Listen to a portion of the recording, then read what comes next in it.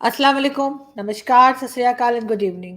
मैं हूं आरज़ू काज़मी और आप देख रहे हैं पॉइंट ऑफ व्यू। हमें जी आज जॉइन किया है संजय दीक्षित जी ने। किसी तारुफ के मोहताज नहीं है, सब जानते हैं और बड़ा ज़बरदस्त अपना एक यूट्यूब चैनल भी चलाते हैं, बल्कि आई थिंक 2 हो गए हैं अब चैनल मेरे मेरे जहाँ तक मुझे वो याद पड़ता दूसरा है। बैकअप चैनल है। अच्छा, अच्छा, सही। Thank you so much sir कि आज आपने जॉइन किया और थैंक यू, वेलकम। और आप सभी लोगों को नमस्ते।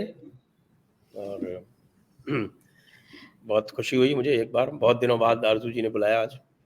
नहीं सर, आप बड़े बिज़ी जा रहे हैं। मैं आपको अक्सर रिपब्लिक पे लड़ते हुए देख रही थी, तो मुझे लगा कि सर वहाँ पे बड़े बिज़ी हो गए और उसके बाद बड़ा वैसे टफ टाइम दे रहे थे। वैसे आप बड़े पोलाइटली बात करते हैं, तो मुझे लगा कि सर को आज क्या खाकर आए हैं। सर से पूछना पड़ेगा कि आज आपने खाने में क्या खाया था जो आप इतने जोर-जोर से लड़ रहे हैं? आपका भी एक्सपीरियंस है इन मुल्ला मौलानाओं से, तो आप जानती हैं इनके साथ कैसे बात करनी चाहिए।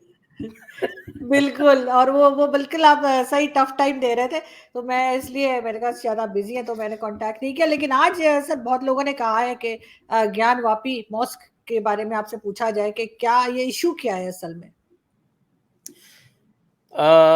इश्यू इसको तो हम दो तरह से देख सकते हैं। एक तो पुराना इश्यू, और एक जो है वो इमीडिएट इशू। तो जो इमीडिएट इशू तो वो है जो अभी एक मुकदमा चल रहा है एक सिविल कोर्ट में, वो उससे रिलेटेड है। लेकिन वो मुकदमा हम तब तक नहीं समझ सकते जब तक हम इसका जो बैकग्राउंड है वो नहीं समझें। तो वो बैकग्राउंड समझने के लिए सबसे पहले हम ये देखें कि ये जो स्थान है, यानी जो काशी जिसको कहते हैं, जो वाराणसी कहलाता है। वाराणसी इसलिए कि देखिए, इसको भी समझना चाहिए कि ये जो पूरा जो एरिया है वो तो है वाराणसी, यानी कि the greater town, the greater city is Varanasi. There are two rivers, अब तो बहुत छोटी छोटी रह गई हैं, ऑलमोस्ट लाइक ट्रिकल्स, वरुणा और असी। तो इनको मिला के वाराणसी। और फिर है काशी। जो है काशी वो क्षेत्र है जो भगवान शिव का स्थान माना जाता है। और उसी काशी में एक क्षेत्र है जिसको पाँच कोस का एक बताते हैं। Kos is a unit about 2 miles. तो it is called Avimukteshwar. Avimukteshwar का मतलब होता है लिबरेटेड, दैट लिबरेटेड जोन। और that is according to legend कि वो जो है वो भगवान शिव ने वो स्थापित किया था। कि वैसे वो कैलाश पर्वत पर रहते थे, तो कैलाश पर्वत पर जब पार्वती जी थे, पार्वती मैया को बहुत वहाँ सुनसान लगा, तो उन्होंने कहा कि हमें कुछ दिनों के लिए कहीं और चलना चाहिए। तो भगवान शिव यहाँ काशी में आए और काशी में उनका एक स्थान है। तो इसके साथ में जो लेजेंड ये है कि काशी में यदि किसी की मृत्यु होती है तो वो सीधे मोक्ष प्राप्ति उसको होती है। अब मोक्ष का कॉन्सेप्ट जो है वो समझने के लिए फिर आपको टाइम कॉन्सेप्ट में जाना पड़ेगा, क्योंकि जो टाइम कॉन्सेप्ट है सनातन धर्म का, इट इज़ साइक्लिकल टाइम और इनफाइनाइट। और जो एब्राहमिक्स में, यानी कि आपके क्रिश्चियंस में, जूडाइज्म में और जो इस्लाम में जो टाइम का कॉन्सेप्ट है वो लीनियर है, फाइनाइट है। ये आपकी दुनिया एक वक्त में शुरू हुई और आखिरत के दिन ख़त्म हो जाएगी। सनातन धर्म में ये कभी ख़त्म नहीं होती, इट इज़ इटर्नल। सनातन का मतलब होता है इटर्नल। तो ये उससे संबंधित है ये काशी का। और जो मोक्ष का मतलब होता है कि you get out of that those endless cycles of births and deaths. आप उससे बाहर निकल जाते हैं, वो मुक्ति हो जाती है आपकी। उसी को मुक्ति होना कहते हैं। तो वो मुक्ति जो है उसी को मोक्ष कहते हैं। तो ये काशी का जो महात्म है हिंदू धर्म में, जो उसकी इम्पोर्टेंस है, वो यहाँ से आती है। तो Kashi is one of the holiest places, इसको हम कह सकते हैं हिंदू धर्म के लिए, सनातन धर्म के लिए। तो ये तो काशी का महात्म्य है। फिर आप जानते हैं कि जब ये हमारे इन्वेडर्स आए भारत में, तो इनका शगल था, क्योंकि इनको जो है वो बुत परस्ती बहुत नागवार गुजरती थी, क्योंकि दिमाग विमाग तो ज़्यादा लगाते नहीं थे, उसके पीछे जाते नहीं थे कि भाई इसके पीछे क्या कॉन्सेप्ट है। कॉन्सेप्ट कॉन्सेप्ट से उनको मतलब नहीं था। तो मुल्ला मौलाना ने कह दिया कि ये तो बस ये जो है ये तो शिर्क है, तो आपकी अगर कोई किसी मूर्ति की पूजा कर रहा है तो वो अल्लाह का कॉम्पिटिटर है। एक तरफ तो कहते हो कि वो पत्थर है और दूसरी तरफ कहते हो कि वो पत्थर अल्लाह का कॉम्पिटिटर हो गया। तो ये कॉन्सेप्ट मेरा इन लोगों की भी जो है अक्ल समझ में नहीं आई, लेकिन अक्ल तो आप जानते हैं मौलाना साजिद रशीदी वगैरह से आपका ताल्लुक है, तो वो कहाँ लगते हैं, वो तो सिर्फ ये कहते हैं कि जो हमने कहा उसको मानना है, नहीं मानोगे तो दोज़ख में जाओगे। तो बाबा आपको जो ज़्यादा परवाह है नहीं जन्नत दोज़ख की, तो आप भी परवाह नहीं, बाकी लोग तो परवाह करते हैं ना। एक चीज़ मैं सर यहाँ पे कहना चाहूँगी आपकी इजाज़त से। मैं लाहौर गई थी कुछ दिन पहले, तो आप जानते होंगे हसन निसार साहब को। हाँ, हाँ, हाँ, हाँ। तो हसन साहब से मेरी मुलाकात हुई, तो हम लोग बातें कर रहे थे, तो हसन साहब कहते हैं कि जी खुदा जो है वो 70 माओ जितना प्यार करता है। ये कहा जाता है इस्लाम में कि जो खुदा है वो इंसान से इतना प्यार करता है जितनी 70 माएँ। कहते हैं लेकिन साथ-साथ उसने दोज़ख भी बना रखी है। कहते हैं ये कौन सी 70 माओ जितना प्यार है कि एक तरफ इतना है और दूसरी तरफ दोज़ख भी बनाई हुई है। तो हसन साहब भी ना बड़ी इंटरेस्टिंग किस्म की बातें करते हैं, तो वो तो मुझे ठीक आपकी है, बात लेकिन से वो याद आ गई। ये माँ वाली बात पे भी मुझे कई बार जो है सख्त एतराज़ात होते हैं, मतलब कि माँ जितना अपने बच्चे से प्यार करती है उतना दूसरे से कभी नहीं करती। तो वो तो ठीक है, लेकिन तो ये कहते हैं 70 ना माँ कि वो जो है, सबको 70 माँ सबको एक जैसा प्यार कैसे कर सकती? हाँ, ये भी हो सकता है, लेकिन खैर इन्होंने बहरहाल वो एक लॉजिक रखी हुई है जो उसपे हसन साहब ने ये जवाब दिया था, हाँ तो जी, मुझे हसन वैसे साहब का लॉजिक उनका ठीक है। रिप्लाई मुझे अच्छा लगा। जी। अच्छा रिप्लाई है। मौलाना को टैकल करने के लिए, इनको काउंटर करने के लिए अच्छा है। तो बिल्कुल। ये तो काशी का जो है जिसको हम बोलते हैं एंशिएंट, यानी जो प्राचीन जो इसका इतिहास है वो है। फिर ये कि जब ये आए सारे के सारे इन्वेडर्स, तो सबसे पहले जब ये यहाँ पर दिल्ली पर पहला कब्जा जो है ये इसने किया था आपके गौरी ने। तो गौरी फिर उसको अपने गुलाम को, उसको कुतुबुद्दीन ऐबक को छोड़ के आया था। फिर तो कुतुबुद्दीन ऐबक ने इसके ऊपर सबसे पहला दावा किया था, सबसे पहली बार तोड़ा था यहाँ काशी के मंदिर को, और कुतुबुद्दीन ऐबक ने। तो दैट इज़ आई थिंक 1094 और समथिंग ऐसा कुछ, आई थिंक 1094। उसके बाद सेकंड टाइम जो है वो सिकंदर लोदी के टाइम पे बताते हैं। सिकंदर लोदी या जो एक जौनपुर का शार्की था उसने तोड़ा था। फिर उसके बाद फिर वो उसको रीबिल्ड किया गया। तो उसके बाद जो रीबिल्ड किया गया तो वो एक बहुत बड़ा एक मैग्निफिसेंट टेम्पल बनाया गया। फिर हमारे औरंगज़ेब साहब आ गए, तो उनको तो शौक ही था, आपको पता ही है। तो उन्होंने 9 अप्रैल 1669 को एक फरमान जारी किया। अच्छा, वो फरमान अवेलेबल है। वो फरमान मैं आपको भेज भी दूँगा, मैं देखूँगा आपको, तो वो फरमान आप जब चलाइएगा तो लगा भी सकती हैं आप उसको। मेरे पास है वो कहीं पे, मैं उसको भेजूँगा आपको। ज़रूर। तो उन्होंने 9 अप्रैल 1669 को ये फरमान जारी किया कि उनके इलाके में जितने भी मंदिर हैं वो सब तोड़ दिए जाएँ।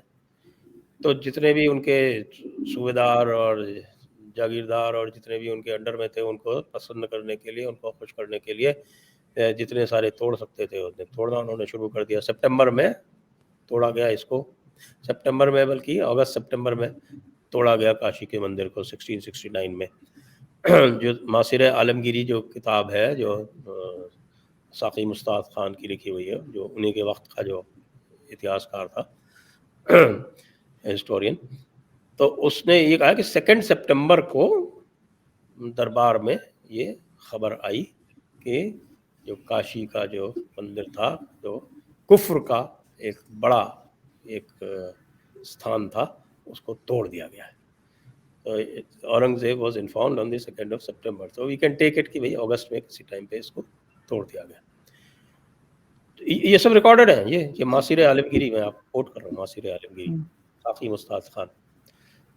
फिर उसी साल के रमज़ान में, जो कि जनवरी 1670 में, फिर उन्होंने मथुरा का टेम्पल तोड़ा, जिसको डेरा केशव देव कहते थे, केशव देव मंदिर था। और इसी तरह से फिर तो वो पूरे के वो हमारे बीकानेर के आर्काइव्स में, जयपुर में, जयपुर के जो आर्काइव्स हैं, जो राजपूताना के तरह-तरह के जो आर्काइव्स हैं, उसमें सब में ये ढेरों फरमान वगैरह रखे हुए हैं। उनका जो बेटा था औरंगज़ेब का, अकबर, उसकी चिट्ठी जो है वो मैंने सारी खुद देखी हुई है। और इनमें सब में उसके जो ज़्यादतियाँ थी वो सब बिल्कुल क्रॉनिकल्ड है। तो इसमें कहीं कोई शक नहीं कि ये तोड़ा तो औरंगज़ेब नहीं था। अब औरंगज़ेब के तोड़े जाने के बाद में फिर ये जब मराठों ने मुग़लों को हरा दिया और उसके ऊपर कब्ज़ा कर लिया पूरे इसके ऊपर, तो उस वक़्त पे एक पेशवा थे, नाम नहीं याद आ रहा मुझे, शायद माधव राव थे। तो वो 1757 या उसके आस-पास की बात है ये उस वक़्त पे उन्होंने यहाँ चढ़ाई की थी, 1756 की बात है। तब वो इस मस्जिद को तोड़ने के लिए आए थे, लेकिन वहाँ पर अवध के नवाब ने किसी तरह से उनके हाथ-पैर जोड़ के और बाकी जो उनके फ़ेवर के लोग थे बनारस में, उनसे बातचीत करा के उनको किसी तरह से एक बार तो रोक दिया। अदरवाइज़ जैसे उन्होंने मथुरा में जो था मंदिर, वो मस्जिद जो थी उसको तोड़ दिया था, मस्जिद को तोड़ के वो पूरा एरिया रिक्लेम कर लिया था। इसलिए भी मथुरा का भी अभी चल रहा है कोर्ट में, वो आएगा, वो that is on a different footing. वो उसकी जो फुटिंग है वो बिल्कुल अलग है, वो टाइटल जो है इनके पास कभी नहीं था। और एक फ़र्ज़ी टाइटल बनाया गया 67 में, यानी कि इंडिपेंडेंस के बाद में, उसके ज़रिए मथुरा वाला जो है वो जो बनी है वहाँ पे वो उसके ज़रिए बनी। तो ये हुआ 1756 में। फिर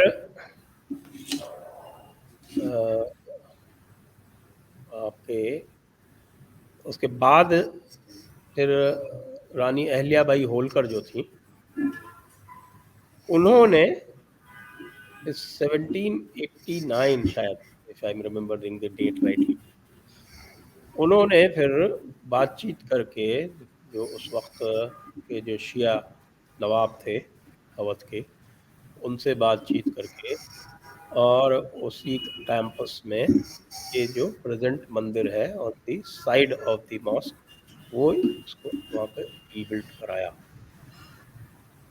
लेकिन जो मूल जो वहाँ का जो शिवलिंग जिसको कहते हैं, और शिवलिंग जो है, ये मूर्तियाँ भी 2 प्रकार की होती हैं। एक तो वो होती हैं जिसमें आप पहले आप उसको बनाते हैं मूर्ति को, फिर उसमें आप इन्वोकेशन करते हैं उस डेटी का, कि आप जिसको प्राण प्रतिष्ठा कहते हैं, that's infusion of life in that murti. तो वो एक पूरा संस्कार होता है, तो उसमें इन्वोकेशन किया जाता है डेटी का। Deity is invited to come and reside in that murti. और दूसरे प्रकार की होती है जो स्वयंभू होते हैं, जो स्वयं प्रकट होते हैं। तो जो शिवलिंग जो है, जो काशी वाला है, वो स्वयंभू शिवलिंग माना जाता है, that it emerged out of by itself in that area। तो जब ये 1669 में जब इसको डिस्ट्रॉय किया गया था, तो ये वहाँ की ये श्रुति है, यानी this is what is called legend है वहाँ का एक बहुत पुराना, कि जो वहाँ के जो पुजारी थे, वो शिवलिंग को लेके कुएं में कूद गए थे in order to save that Shivling. और आज जो है वो शिवलिंग डिस्कवर हुआ है टुडे 16 में।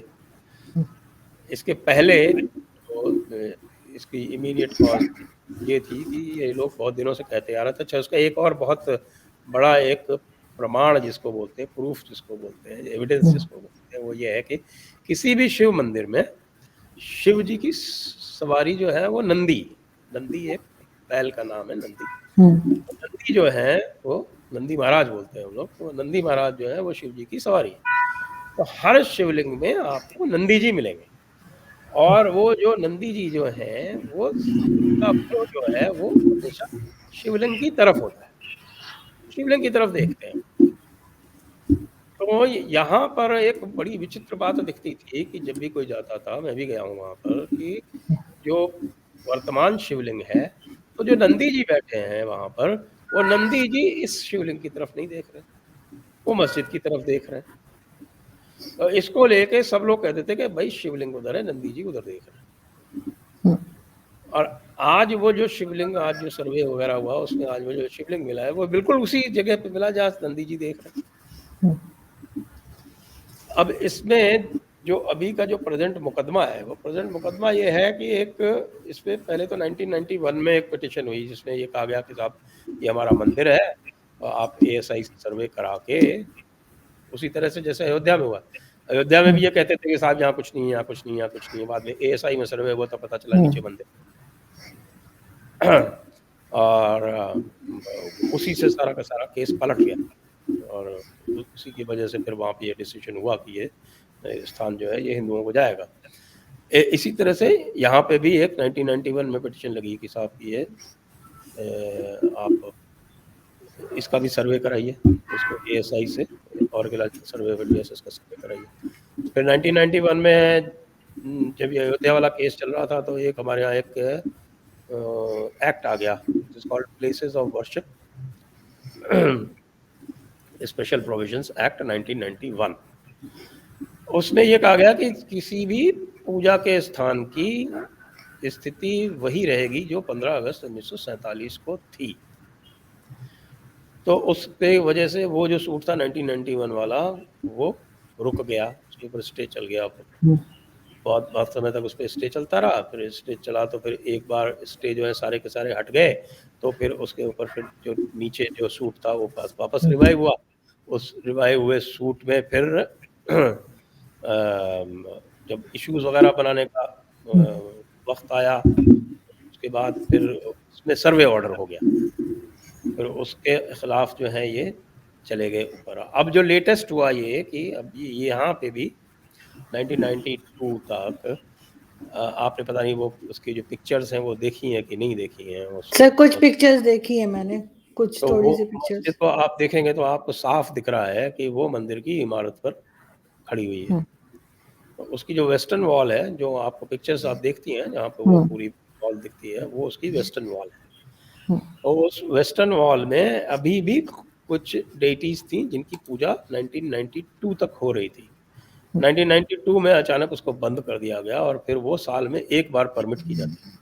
उसको श्रृंगार गौरी बोलते हैं।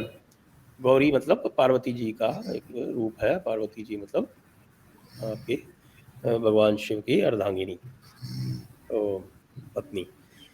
तो श्रृंगार गौरी की पूजा हो रही थी साल में एक बार, जो चौथा दिन होता है नवरात्रि का उस दिन। ये बिल्कुल ये जो आप देख रहे हैं इसकी वेस्टर्न वॉल है, ठीक।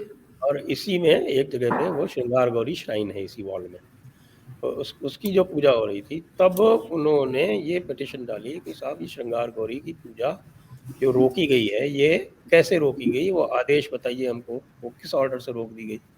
अच्छा, वो जो रोकी गई थी वो पूरी तरह से ज़बरदस्ती रोकी गई थी, उसका कोई ऑर्डर नहीं था, बस ये कहा कि रोक दी, कोई ऑर्डर नहीं।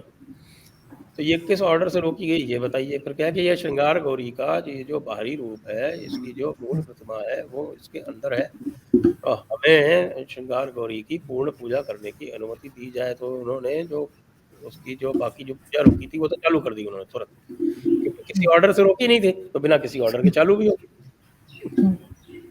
सही। तो वो श्रृंगार गौरी की तो वो शुरू हो गई, लेकिन उसके साथ में जो उन्होंने कहा, मैं आपको वो प्लेन पढ़ के सुनाता हूँ जो सिविल सूट है। सिविल सूट की जो प्रेयर्स है वो मैं पढ़ूंगा तो उससे बिल्कुल स्पष्ट हो जाएगा कि वो सिविल सूट अभी जिसके ऊपर सारा झगड़ा चल रहा है, जिसके ऊपर ये सर्वे हो रहा है, वो क्या था। वो सिविल सूट कहता है, ये इंग्लिश में है prayer, wherefore plaintiffs pray that the honorable court may be pleased to grant following reliefs. A. Decree the suit for declaration declaring that plaintiffs are entitled to have darshan, puja and perform all the rituals of Ma Shringara Gauri, Lord Ganesh, Lord Hanuman and other visible and invisible deities within old temple complex situated at settlement plot number 9130 in the area of ward and police station Dashashwamedh, district of Varanasi. This is the basic prayer.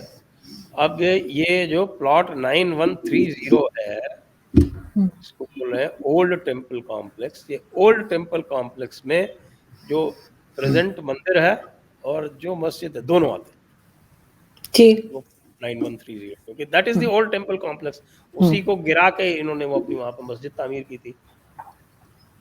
तो sir ये तो बहुत तो अब बहुत जगह हुआ होगा, ये एक ही जगह नहीं होगी, ऐसी तो बहुत सारी जगह होंगी, तो क्या किया जाएगा फिर?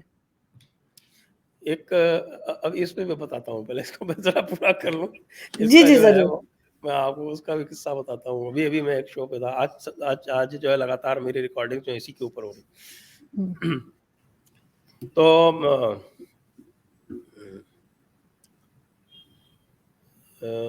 तो इस पे ये कहा कि साहब कि ये एस्टैब्लिश करने की फिर उन्होंने एप्लीकेशंस डाली जो सिविल हुँ, प्रोसीजर कोड में। सिविल प्रोसीजर कोड हमारा आपका कॉमन है, वही है, जो पाकिस्तान मतलब जो ब्रिटिश दे गए थे हुँ, 1908 वाला, वही चल ठीक। रहा है हमारे यहाँ, वही चल रहा है आपके यहाँ। तो उसमें जो प्रोसीजर है उसमें उन्होंने एक एप्लीकेशन डाली, जो एप्लीकेशन होती है कि सर्वे के लिए टू एस्टैब्लिश एविडेंस, तो एस्टैब्लिश एविडेंस करने के हुँ, लिए उन्होंने उसके सर्वे की एप्लीकेशन डाली। तो उस सर्वे में ये कहा गया कि साहब कि हमें ये यहाँ से एविडेंस उठानी है, तो इसके लिए सर्वे की इजाज़त दी जाए। तो उन्होंने सर्वे के लिए कमिश्नर, एडवोकेट कमिश्नर अपॉइंट कर दिया और एडवोकेट कमिश्नर करके उसको सर्वे की इजाज़त दे दी to gather evidence from the spot. Evidence gather करने के लिए उनको इसकी अनुमति मिल गई। फिर इसको जो मुस्लिम पक्ष था उसने चैलेंज किया हाई कोर्ट में जाके। हुँ, हाई कोर्ट में उनका जो चैलेंज था वो खारिज हो गया। उसके बाद फिर ये वापस से इनका फिर डिटेल्ड ऑर्डर आया कि भई आप ये एडवोकेट कमिश्नर अपॉइंट होता है। 18 अप्रैल का ऑर्डर है वो, और अपॉइंट करके और उसको ऑथराइज़ कर दिया। फिर उसने जो है डेट दी आपके क्या डेट दी थी, मेरे ख़्याल से 7 या 8 की जो भी डेट दी थी उसने। अब पहली डेट पे इन्होंने हंगामा कर दिया, उस दिन जुमा था और इन्होंने जहाँ पर जुमे के दिन कोई 150 लोग आया करते थे पहले, हुँ, नॉर्मल दिन में 2-4 लोग आते हैं, तो उस दिन जो है इन्होंने 2000 की भीड़ इकट्ठी कर ली। हुँ, तो फिर 2000 की भीड़ इकट्ठी कर ली, सर्वे हो नहीं पाया। अगले दिन फिर इन्होंने कहा कि नहीं, हम आपको बैरिकेड के अंदर नहीं जाने देंगे, हुँ, क्योंकि बैरिकेड जो है उसके अंदर सिर्फ़ मुसलमान जा सकते हैं। देखिए, सिर्फ़ मुसलमान जा सकते हैं। वो अलग बात है कि मुसलमानों में लेडीज़ को अंदर नहीं जाने देते। तो नहीं तो आप मुझे भेज देते। ये तो नहीं कहना चाह रहे। मैं जाके चेक करके आगे देखिए अभी मज़े की बात। फिर वहाँ पर फिर दोबारा कोर्ट में गया मामला। तो दोबारा हुँ, कोर्ट ने फिर ये कहा कि आप ना केवल बैरिकेड के अंदर जा सकते हैं, आप इस क्योंकि वो प्लॉट का उन्होंने रिलीफ माँगा था, इसके हर जगह आप जा सकते हैं। एडवोकेट कमिश्नर जो है वो सब जगह जा सकता है, क्योंकि कमिश्नर तो न्यूट्रल है, कोर्ट ने अपॉइंट किया है। हुँ, उसके साथ में प्लेंटिफ और रिस्पोंडेंट दोनों जा सकते हैं, उनको अपने-अपने, और वीडियोग्राफी होगी इसकी और पूरी इसकी एक रिपोर्ट बना के 17 तारीख को दी जाएगी। तो अब आप ये देखिए कि इन्होंने पहले दिन रेज़िस्ट किया, तो उसके चक्कर में जब बाद में ये दोबारा ये ऑर्डर डिटेल्ड ऑर्डर हुआ, हुँ। तब जहाँ वो मुस्लिम महिलाओं को नहीं जाने देते, वहाँ हिंदू महिलाएँ भी अंदर चली गईं। अब तो आप देखिए, अब ये मस्जिद तो जो है वो नापाक हो गई। इसको वैसे भी छोड़ देना चाहिए इनको। लेकिन यहाँ तो और सर जाने वैसे देते हैं, हम तो फैसल मस्जिद वगैरह सब जगह पे लेडीज़ जा सकती हैं। यहाँ तो नहीं रोकते हैं। नहीं, तो आप तो पीछे की रो में रहती हैं ना, आगे जाएँगी तो अच्छा। नमाज़ नापाक हो जाएगी ना। ना वो ज़रूर है कि रूम अलग है, अगर कोई फीमेल्स नमाज़ पढ़ना चाहती हैं तो वो सेक्शन अलग है लेडीज़ का, लेकिन मस्जिद में जा सकते हैं। हाँ, हाँ, हाँ, लेकिन वो तो मौलाना ने कहा था ना, साजिद दर्शीदी ने, कि सामने से अगर कोई कुत्ता, सूअर या लेडी अगर नमाज़ी के सामने से निकल जाए, तो नमाज़ जो है फिर वो कबूल नहीं होती। ये तो आपको पता ही है। ये तो सुना था मैंने। तो अब वहाँ पे आप ये देखिए, ये तो सब ठीक है, लेकिन वहाँ पर मूर्तियाँ हैं, हुँ, और वहाँ पर नीचे शिवलिंग छुपा के रखा हुआ था। छुपा के मतलब जहाँ वुज़ू करते हैं उसके ऊपर तालाब बना दिया, और उसके नीचे जो था, पानी के नीचे शिवलिंग था। पानी हुँ, निकाला गया तो मिला है। और उसके बाद फिर आज फिर दूसरी एप्लीकेशन लगा के वो पूरा एरिया सील हो गया। अब वहाँ हुँ, वज़ू पता नहीं कहाँ करेंगे। आपने सबको कह दिया जाए कि सब लोग अपना-अपना पानी अपने साथ-साथ लाएँगे। हुँ। बिना वज़ू के भी तो होती है ना नमाज़, कैसे होती है? वो तरीके हैं उसके, मुझे पता है। वो फतावा सर आलमगीरी है। में भी लिखे हुए हैं। हुँ, तरह-तरह के फतवे हैं उसके, फतावा रज़विया, फतावा आलमगीर सब में लिखे हुए हैं। हाँ, वो तो कर सकते हैं, वज़ू तो रेत से भी कर सकते हैं, मिट्टी से भी कर सकते हैं। तरह-तरह के तरीके हैं। तो ये लब्बो-लुबाब ये है साहब। अब आप बताइए। लेकिन सर इसका हल क्या है आपके ख्याल से? क्योंकि ऐसा तो बहुत जगह हुआ होगा कि कोई मंदिर होगा, कोई जगह होगी जिसके ऊपर जो है उस जो मुगल आए थे उन्होंने मस्जिद बना दी होगी, ऐसे अपना कुछ किया होगा, तो इसका क्या हाल होगा आइंदा? अच्छा, ये किताब है जी जी। सीताराम गोयल जी की, Hindu hmm, temples what happened सही। To them. ये तो प्रिलिमिनरी सर्वे जिसमें लिस्ट है, हम्म, और उसके बाद उन्होंने इस्लामिक एविडेंस दिए, यानी जो हम्म। इस्लामिक किताबें हैं नहीं, वहां से आई कहीं एग्री, से। मैं बिल्कुल एग्री कर रही हूँ सर, मैं ऐसा अब बता हुआ रहा हूँ ना, होगा, ऐसा पहले तो हुआ है, लेकिन इसका हल क्या है? अब आप लोग ढूंढते जाएंगे और उसके बाद यही झगड़ा चलता रहेगा कि हिंदू मुस्लिम्स मैं में। आ रहा हूँ उसके ऊपर आ रहा हूँ, मैं आ रहा हूँ। ये इस किताब में एविडेंस बेस्ड 2000 टेम्पल्स की लिस्ट है। हालांकि हमारे यहाँ जो बातें होती हैं तो लाखों की बात होती है, 40,000 की भी बात होती है, 30,000 की भी होती है, वो सब है, लेकिन इसमें जो एविडेंस बेस्ड है वो 2000 की लिस्ट है। और उस 2000 में से 10-20 ऐसी हैं जो हिंदुओं के लिए बहुत महत्वपूर्ण है। तो ये जब शुरू में बात, जब ये हुआ था अयोध्या का जो विवाद आरंभ हुआ था, तब लोगों ने एक कॉम्प्रोमाइज फार्मूला निकाला था कि जो हमारी जो 3 होलीएस्ट श्राइन है आप उनको छोड़ दो तो हम बाकी को भूल जाएंगे। इस तरह का है कि आप अयोध्या, मथुरा, काशी ये 3 छोड़ दो।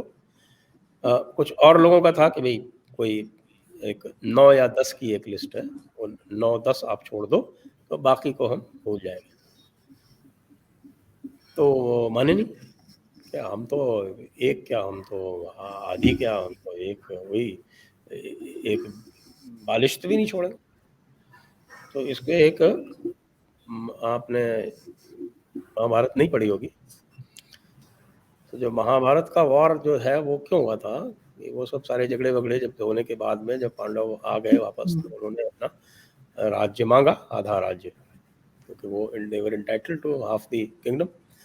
तो जब आधा राज्य मांगा तो उसके लिए भगवान कृष्ण उनके दूत बन के, यानी एनवॉय बन के तो गए उसके जो, तो आधा राज्य मांगा तो जो वो दुर्योधन था जो दूसरे पक्ष में, जो धृतराष्ट्र का बेटा था, तो उसने आधा राज्य सवाल ही नहीं पैदा था, आधा राज्य की क्या बात करते।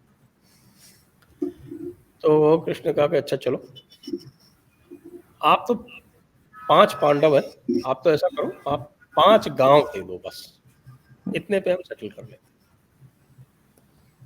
तो वो कहता है कि मैं तो सुई की नोक के बराबर जमीन नहीं दूंगा। तो उसके बाद फिर महाभारत का युद्ध हुआ, और आपको पता है फिर न केवल पूरा राज्य गया, उसकी जान भी गई। तो ये जो हमारे भाई लोग कर रहे हैं वो बिल्कुल वही वाली बात हो रही है इस वक्त, कि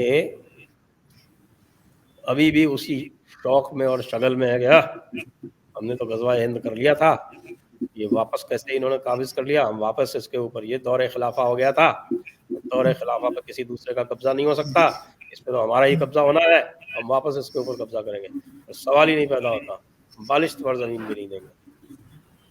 तो मत दो बालिश्त पर जमीन, सारी की सारी खो गई। नहीं, आप बिल्कुल ठीक कह रहे हैं, लेकिन वही वही वाली बात है ना कि अब इसका कोई आपके ख्याल से कोई हल है, या हम आगे भी इसी किस्म की क्लैशेस देखते रहेंगे भारत में? देखिए, ये अशराफ मुल्ला मौलाना जो हैं, ये अगर तमीज़ से बिहेव नहीं करेंगे, और ये अगर अपना जो इनका जातियों का जो इतिहास है उसको ओन अप नहीं करेंगे, तो ये होता रहेगा। देखिए, रिकन्सिलिएशन ट्रूथ से ही हो सकता है। आप सच बोलो, आप, अच्छा, हिंदू तो बहुत ही ब्रॉड माइंडेड और टॉलरेंट लोग हैं ना, क्योंकि हमारा जो कॉन्सेप्ट है यूनिवर्स का वो इनफाइनाइट है। तो हमें तो ये लगता है कि भाई ये एक जन्म जो है वो क्या है इस पूरे जो इनफाइनाइट कॉस्मोस के जो पूरी स्कीम में, ये जनरल लोगों का ये ख्याल रहता है कि भाई ये तो अनंत काल से पृथ्वी चली आ रही है, अनंत काल तक चलती रहेगी, और इस तरह के जहाँ कॉन्सेप्ट हों वहाँ ये छोटी-मोटी लड़ाइयाँ तो वो वैसे ही भूल जाते हैं। ये तो जब आप उनको कोंचते हैं लेके, कभी पिन से कोंचते हैं, कभी छुरी से कोंचते हैं, तब फिर रिएक्शन होता है। और वो रिएक्शन ख़ासतौर से इंटरनेट के बाद से, जब से जो है वो हमारे मौलाना साजिदी रशीदी टाइप के लोग आने लगे, और फिर जो है वो बड़ी-बड़ी वीडियोज़ आने लगे, और जो है वो बहुत शानदार बातें लोगों ने देखना शुरू किया। फिर हमारे जैसे लोग कूद पड़े बीच में उसमें, और हमने थोड़ा पढ़-पढ़ा के एजुकेट करना शुरू किया। तो ये डेफ़िनेट हो गया कि भई ये जो है इस तरह का ये सुप्रीमेसिज़्म, एक्सक्लूसिविज़्म और सेपरेटिज़्म, ये आप अपने अरब के ज़माने में करते रहे होगे। अब ये कॉन्स्टिट्यूशनल रिपब्लिक है, हम यहाँ ये टॉलरेट नहीं करेंगे। और इसका और एक्सेंचुएशन इसलिए हुआ क्योंकि जो कांग्रेस थी नेहरू जी के टाइम में, उन्होंने पार्टीशन के बावजूद इन मुल्ला मौलानाओं को उसी लाइन पे चलने दिया। अगर ये 47 में ही कि भाई ठीक है, हमने रिलीजन के नाम पे एक पाकिस्तान अलग कर दिया, अब तुम्हें जो है यहाँ पे ये बदतमीजी दोबारा करने की हम इजाज़त नहीं देंगे। लेकिन ये उसी पे चालू रहे, वही सुप्रीमेसिज्म। आज भी साहब हिदाया पढ़ा रहे हैं वहाँ पे आपके देवबंद में, जिहाद दीन हक की ओर बुलाने और उससे इनकार करने वाले से जंग करने को कहते हैं। फतावा आलमगीरी पढ़ा रहे हैं, उसमें भी यही लिखा है, जिहाद का मतलब है दावत दीन देना और उससे इनकार करने वाले से जंग करना। अब हम लोग भी पढ़ गए हैं ना, हम लोगों ने भी, हमारे जैसे कोई उर्दू जानते थे, धोखे से हमने सब उसको हिंदी में बना के सबको बांट दिया। सबको पता चल गया है कि ये क्या पढ़ा रहे हैं, मदरसों में क्या पढ़ा रहे हैं, कहाँ क्या पढ़ा रहे हैं। फिर बीच में आ जाते हैं कि हम जनगण मन नहीं गाएंगे कि साहब ये शिर्क है, ये शिर्क है, तो हम हिजाब पहनेंगे, हम यूनिफॉर्म नहीं पहनेंगे। तो ये मुल्ला मौलाना करते हैं इसलिए कि इनकी जो भेड़े हैं इनके ऊपर उनका कब्जा बना रहे हैं। लेकिन जो गाइड कम्युनिटी है उसमें फिर इसका रिएक्शन होता है, ये मुल्ला मौलाना नहीं मानेंगे तो ये जो साइकिल है ये बंद नहीं होगा। ये मैं आपको बिल्कुल स्पष्ट बता दे रहा हूँ। क्यों बता दे रहा हूँ? क्योंकि वन वे टॉलरेंस का ज़माना ख़त्म। टॉलरेंस जो है वो दोनों तरफ से होगी, तो एक तरफा अब नहीं होगी। नहीं, आप बिल्कुल ठीक कह रहे हैं, टॉलरेंस दोनों तरफ से होनी चाहिए और इस मसले का कोई ना कोई इस इशू का हल निकलना चाहिए। और ऐसी मस्जिद नहीं है जिसको तोड़ के कोई मंदिर बनाया गया हो। सही, हजारों 2000 की तो मैंने आपको लिस्ट दे दी जो एविडेंस बेस्ड है, और आज तक इसको न किसी सेक्युलर ने और न किसी इस्लामिस्ट ने काउंटर किया। ये प्रूवन है। नहीं, बिल्कुल आप ठीक कह रहे हैं, लेकिन यही बात है कि इसको किसी तरीके से पीसफुली हो। शुरू में ही 3 पीसफुल दे देते तो हिंदू भूल जाते बाकियों को, ठीक है चलने दो। अब इन्होंने नहीं दी, हर एक पे जो है ये दंगा करते हैं, झगड़ा करते हैं और कॉल देते हैं ओवैसी जैसे बकवास करते हैं, तो फिर लोग कहते हैं कि ठीक है, तो फिर तो हम सारी की सारी लेकर आएंगे। नहीं, लेकिन फिर भी मैं यही कहूंगी कि पीसफुली इस चीज का कोई सॉल्यूशन निकल आना चाहिए, और इस तरह से जो है वो तो दोनों हाथ से वही मैं कह रही हूँ, दोनों तरफ से बिल्कुल दोनों हाथ से बजेगी। लेकिन इनके यहाँ मुझे कोई ऐसा नहीं दिखाई पड़ता, ऐसा समझदार आदमी, क्योंकि जैसे ही कोई एक समझदारी की बात करने चलेगा तो उसके सामने 10 खड़े हो जाएंगे जो कहेंगे नहीं तुम काफिर हो गए। ये इशू तो पाकिस्तान में भी है। वो उस तकफीरी वाले जो हैं वो सारे के सारे उसको काफिर बता देंगे। मुल्ला माफिया के साथ क्या प्रॉब्लम होती है वो तो यहाँ पाकिस्तानियों से ज्यादा कोई नहीं जानता होगा, क्योंकि हम तो भुगत रहे हैं यहाँ पे बहुत लोगों को। आपके यहाँ शायद 2-4 जो टीवी पर आते हैं वही शायद नजर आ रहे हैं, लेकिन हमारे यहाँ तो एक बहुत बड़ी तादाद है यहाँ पे जो इस तरह कर रही है। लेकिन ये कि फिर भी मैं यही कहूंगी कि पीसफुली सब कुछ सॉल्व हो जाए, ज्यादा अच्छा रहेगा। बहुत शुक्रिया सर कि आज आपने ज्वाइन किया। पीसफुली सॉल्व हो सकता है ना, कोर्ट की बात मान ले तो भी पीसफुली सॉल्व हो जाता है, तो कोर्ट की बात को भी मानने को तैयार नहीं होते। लेकिन वो तो उनको माननी पड़ेगी, कोर्ट की बात से तो नहीं हटा जा सकता। वो तो आपने देखा है कि हमारे भी इमरान खान साहब नहीं मान रहे थे कि वोटिंग होने पे, लेकिन फिर उन्होंने करवाई है। तो मेरे ख्याल है कोर्ट के अगर डिसीजन आ जाए तो वो बेहतर है। खान साहब कहाँ है आजकल? सर आज भी वो कहीं केपीके में आज भी पॉलिटिकल रैली चल रही है उनकी। अच्छा। आजकल रोज कर रहे हैं पॉलिटिकल रैलीज।